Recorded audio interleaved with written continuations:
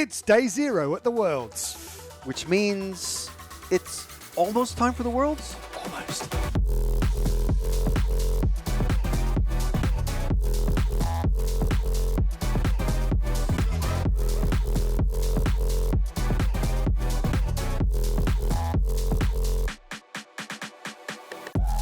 Hello and welcome to the IFMAR Worlds Daily Show, presented by Hobbywing, and what a week we've got lined up for you. Oh, cannot wait for the racing to begin. An amazing 8 days of coverage. We have 2 world champions going to be crowned. 2-wheel drive first, then 4-wheel drive. Today was quite boring. Yeah, registration day. The best! Yay! Who won registration? Let's find out.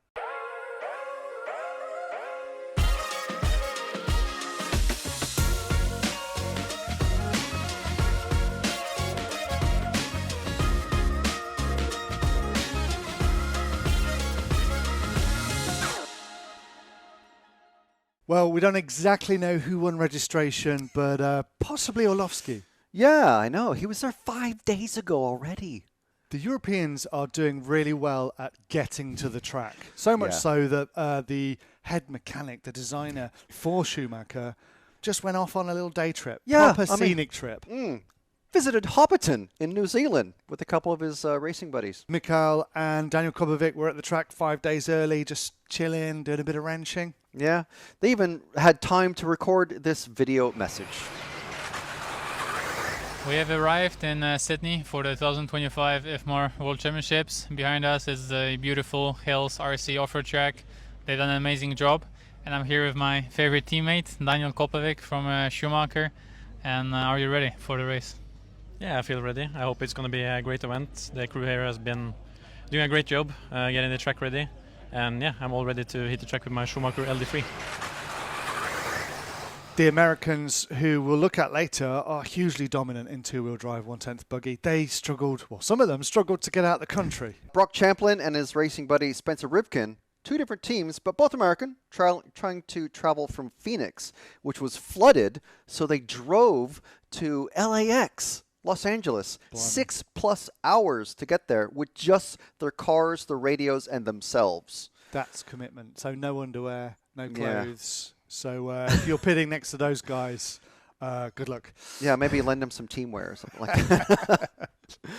And another American hit us up with a message. Yeah, well, Aiden Horn, first of all, him and his buddy dropping some beats in the waiting lounge of leaving from wherever he was leaving from.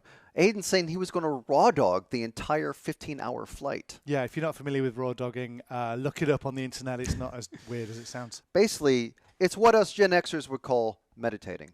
So did he actually raw dog? I'm not sure, but let's hear from him now.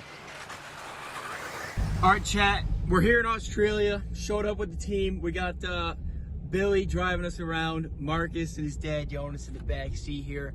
Yeah. Long travel day, over a day actually. We're looking at about 33 hours.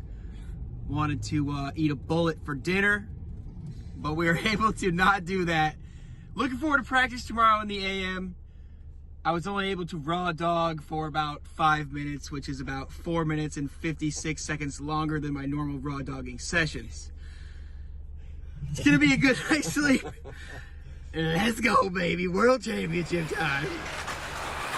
Yeah, we are just getting started with this amazing Worlds here in Australia. And what a great, exciting week of coverage. We've got special guests, Lee Martin, Jake Hugh, Jared Tebow. Hopefully Bruno Cahello is going to be joining us. Yeah, maybe Ryan Mayfield as well? Ryan Mayfield as well, potentially. So we have got A-list guests joining us. Mika Wittmeyer. Yes. More and more guests are going to be joining us as the coverage continues. So we are so excited to be here. We're going to be giving you a bit of analysis, some of the inside gossip, some of the headline stories. And we're going to be hearing from Oshin at Red RC as well on a daily basis. And, of course, Mr. Scotty Ernst. But first, we have an amazing competition from Savox. To celebrate this amazing Worlds coverage, Team Savox wants to send you a brand new top-spec Team Savox SB3262 SG servo and official Team Savox bitmap.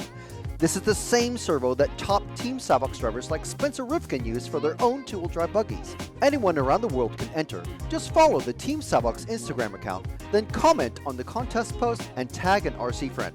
We will pick a pair of winners and Team Savox will contact you on Instagram. That's it. It's super easy. Super easy. So our good friend Scotty is racing, commentating, and it's also his birthday today. Can you believe it? So, woohoo! Fabulous. Have some Vegemite for sure. But here he is to wrap up day 1 or 0 or whatever he calls it from the track. Let's say hello, Scotty. Hello, everybody, and welcome to Sydney, Australia. My name is Scotty Ernst, and we are here to give you, let's say, a wrap-up of day number 1. You could even call it day number 0, because nothing really went down on the racetrack. Everything was happening behind the fence here. We had check-in this morning, where you get your cool racer package, driver's badge, everything like that. The most fun everybody has at a big IFMAR World Championship. Tires. You got the glue tires, so everybody, it was madhouse. Everybody's gluing up tires. Get your cars checked, get your motors checked, batteries, all that kind of scrutineering, tech inspection stuff is out of the way. And tomorrow morning, it's down to business right away, straight away. Start at 7:30 with heat number 1. We have 15 heats, and the vibe here is just, it's fantastic. Everybody is so excited to be here. The club has done a magical job of transforming this into a world championship venue. We had a great opening ceremony today. They had the mayor here and a council member were here to greet us and cheer us on and thank everybody. You could really feel their sincerity, that they were really appreciated of everybody coming from around the world. I think it's 19 nations represented here at the World Championship. So it's just a great first day. The track is ready to go. They just put the final water on it tonight as we're ready to hit the ground running tomorrow morning, 7:30 a.m. Australia time. It is going to be day number 2. Day number 1, though, for hitting the track, and we're all excited to get some dirt on the tires. Thanks a lot, Scotty. And again, massive happy birthday. Hope you enjoyed your day, because it's nearly over now. Looking forward to tomorrow. But let's get into a little bit of history of this class of World Championships. Who was the first ever winner? Jam and Jay Halsey. In fact, here's all of the previous winners. Just hit pause. You could read every single line. Yeah, you can. You can read them. Screenshot it. So as you can see from that list there, Masami, the legend that he is, has the most wins. 3 wins in the IFMAR two-wheel drive. Of course, we're not looking at four-wheel drive just yet. Yep. We're only looking at two-wheel drive, but yeah, Masami there. Only 2 of the previous winners in attendance this week. That includes Tata Sontag and Spencer Rivkin, who has now made it to track. So, yes. Good. And he has also won it twice. Ah, okay. Well, yes, sorry about that, so Spence. Rivkin's won it twice as well.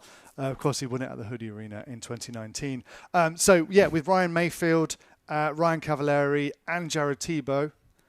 Ryan, and Jared not in attendance. Their previous winners in recent-ish years not going to the track. So that's why only 2 current or previous winners in attendance. Who is the winningest team? Now, this is going to be no great surprise when I say Team Associated, 13 wins. Yeah, lots and lots of wins. World's wins that they're always shouting about, which, you would, wouldn't you? Next up with 3 wins, TLR. Behind them with 2 wins, Team Kyosho. I wonder if there's any TLRs or Kyoshos at the track for this event? Yeah, I don't know. Let us know if you know anyone There'll running them. probably be 1 or 2, maybe with an Possibly. Australian flag on them. I don't know. And Yokomo, again. Yeah. Not sure. Will there be any at the track? Not sure. So, of the previous brand winners, the 13 Team Associated wins, there'll be a fair crop of Associateds, but there'll be X-Rays, there will be Schumachers, there will be S-Workses, there will be a whole host. There'll be a Mugen. Yes, at least one. At least one. Yes. There'll be a whole host of other manufacturers vying to take their first win in this class of racing. I think it's going to be a very tough fight for Team Associated. Yeah. Is it going to stay at 13? Are they going to get... They've done pretty well for World Championships. Yeah. They have more than any other brand. They've got a new car. They've got a new car. Is that going to mean teething problems, or is that going to give them the edge? We'll find out this week. Speaking of which, let's take a look at the stats for this event. Yeah, 152 entries. Pretty good showing. it was a little bit higher, but some drivers have had to drop out, which is kind of to be expected. It's very expensive to fly all the way from Europe or America to Australia. Yep, a huge IFMAR furore in the last couple of days with a letter and a highly emotionally charged Facebook post that went out, kind of being disappointed with drivers for not turning up to events that are in certain parts of the world. But that doesn't seem to be a problem here. Although it is expensive to get to for many of the races, everyone wants to be there. It's an amazing track, it's an amazing facility, and people are turning up. Joseph Quagrain is joining us now from the Invisible Speed Lab. How are you doing today, Joseph? I'm good, thank you. I'm all in 10th scale mode. You are. You have a 10th scale in front of you. People think of you as a 8th scale driver and now a touring car driver and designer. Well, I don't know about designing touring cars, but you're very heavily involved in touring car as well as 8th scale, but also 10th scale off-road. Yes, 10th scale off-road I haven't been involved in for many years, but mainly because of the tracks. So back when I raced 10th scale off-road 10 plus years ago, we raced on dirt tracks. And I'm actually happy to see this Worlds is on a, looks like natural dirt track. Absolutely, yeah. What is your standard advice that you give to drivers heading into practice day tomorrow? How should they approach the day to get the most out of it and not just turn into a big ball of stress? This race is different for many drivers because, as I said, it's on dirt, and now most of the drivers racing 10th scale, they race on carpet or really high grip glue tracks. I think the most important thing is to not get lost chasing other drivers and other people's setups. You really need to go into a race with a solid base setting that works for you.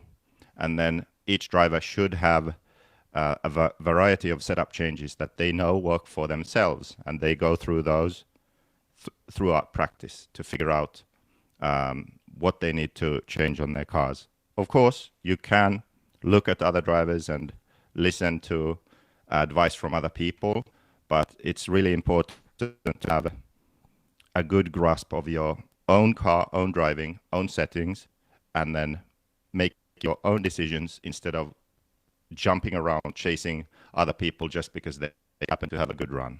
So tomorrow we're heading into two-wheel drive practice. This is a class that's been hugely dominated by the Americans. Few Europeans have won the four-wheel drive, but the two-wheel drive class is a heavily American-dominated class. Who do you predict is going to start well in practice? Who do you think is going to get a good run in practice, and who do you think is going to be left at the end of the day needing to sign up for Invisible Speed? I believe that Orlovsky is going to be fast. The X-ray guys are going to be fast from the get-go. And then is Ongaro going? Yes. Davide Ongaro, Kairup, Rivkin from Associated, they will also be fast. So sort of those names that we always see at the top, they will be fast. But also I think there's a guy who, I don't even remember his name, an Australian who won the warm-up. Lachlan Donnelly, I believe. He will be fast also. Yeah. Because we don't race on dirt, natural dirt as much, I think there will be a few outliers who maybe normally wouldn't be as fast, and now they will. Now you have a 10th scale buggy in front of you, and you reminded us before we came on the stream that you actually did quite well in the Euros in 10th scale in the past. Yes, I have actually, and I have the car. I found it. Hey. I still have my Euros 7th place Schumacher. It was Robin Hood Raceway, 2015, 16, 17, somewhere there. Yep. The Orlovsky one. I seem to have removed the electronics. So I need to find relevant electronics and put them in, because this car was a really good one. And it was the year that Orlovsky, I think he was 14 years old at the time, and he won the Euros in four-wheel drive. Yeah. I heard that you actually went a bit further in 10th scale and actually have designed a 10th scale car. Is that in off-road? Is that the case? That is the case, and I have that one too. I dug these up from a box tucked away. I must have been short on electronics, because this one doesn't have electronics in it either. that would never fly in RC Autopsy. We need to have the electronics so we can see what was used. Exactly. I've seen a few of those videos, and I really need to get these in presentable condition. But a couple of things about this car. This car was a prototype, 3D printed. All the white parts are 3D printed. And I raced it at the Reedy race in America. I think actually 2 or 3 years I raced with it. And it was in some ways ahead of its time because it had a center differential when no other four-wheel drives did. And it's very much a 8-scale type layout with the steering and how strong the build is. We're here all week. 2-wheel drive, then 4-wheel drive. 8 days from us. There's 6 days of live streaming from RC Race Media. And first day is done. It's done. And tomorrow, next time you see our faces, practice will be done as well, but we'll be digging into who won practice, how it went, 4 rounds of practice. Yep. Day after that, we'll be qualifying. And then we get our teeth stuck into one final round of qualifying and the all-important 2-wheel drive finals. Finals day, yes. Can't wait for that. Schedule's on your screen now. You can see all of the times of what's happening when. Jake, you told us how to go practicing. So if you're at the track watching this because you're jet-lagged and you're preparing to practice tomorrow, good luck to you. We'll see you tomorrow for the practice day roundup. Thank you to Hobbywing and all of our sponsors.